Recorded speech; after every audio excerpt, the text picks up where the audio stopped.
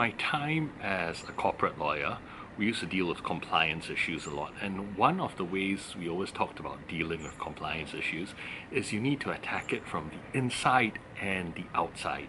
And I believe that that's the same strategy we need to apply to wanting to succeed at anything. Right? We need to have motivation from the inside as well as motivation from the outside. Motivation from the inside is a fantastic way to get started. You need that internal motivation to get started at anything you do. Once you get started, that motivation starts to die down. And so that's when you need the external factors.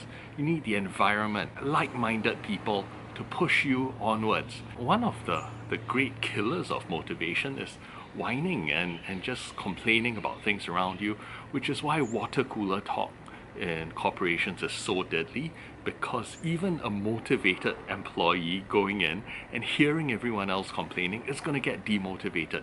So that environment is crucial to keeping a person motivated. Now, the external environment keeping you motivated on its own isn't going to be enough. Internal motivation needs to push forward as well, and the easiest way to do that is while you're first starting, while you're highly motivated and charged up, build good habits, because it's so much easier for your good habits to carry you through than to just rely on your internal motivation. The takeaway I want you to get from this is use internal motivation to get you started. Put yourself in a fantastic environment where you've got like-minded people who are on that same journey as you. That's going to keep you motivated. The other element that's going to keep you motivated is using your initial internal motivation to build good habits.